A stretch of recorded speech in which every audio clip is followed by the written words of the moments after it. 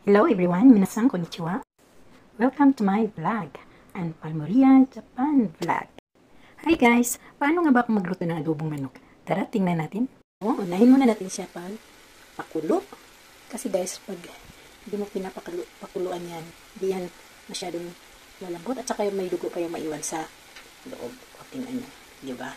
So, pakuluan muna natin guys. Kahit ilang minuto. Bago natin siya igisa or gawing adobo. At ito na ang kanyang mga sangkap or ingredients. Bawang, kunting luya, dahon ng paminta, sibuyas bombay, at grina at sal. At saka itong pinong paminta.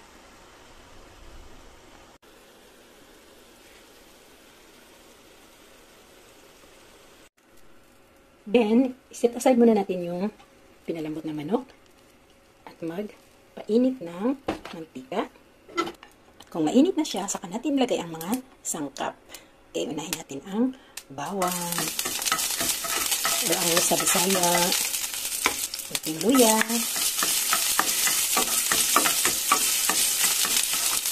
ang luya kasi guys, it will help digest your food you eat.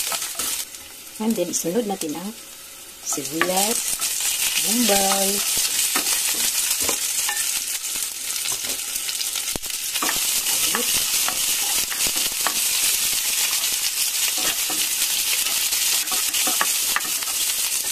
then, sunod natin ang pinalambot na manok. Okay.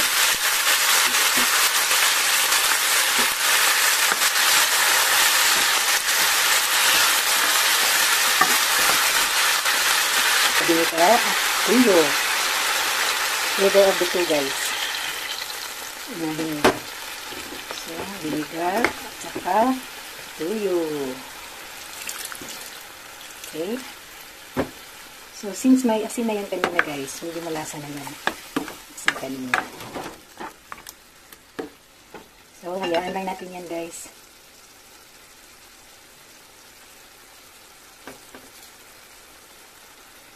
Then, ilagay na natin ang dahon ng paminta. At saka yung pinong paminta. Maya-maya na yung atsal guys para hindi siya masyadong maluto.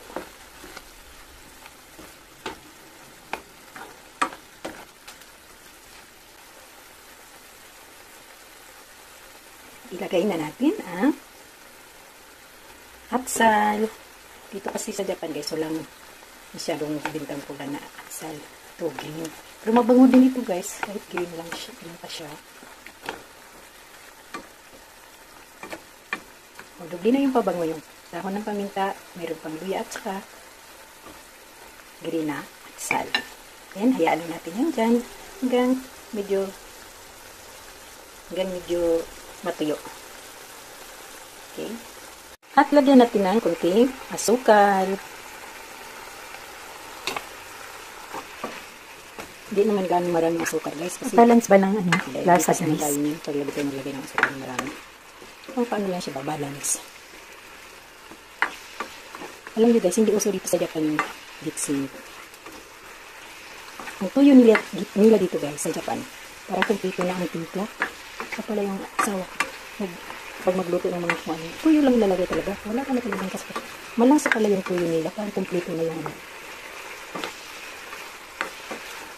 okay, malapit ng maluto, malapit ng matuyo, malapit ng hindi tayo kakain.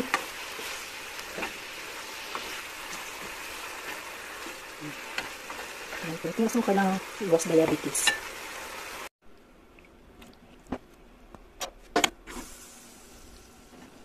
At ito na yung finished product.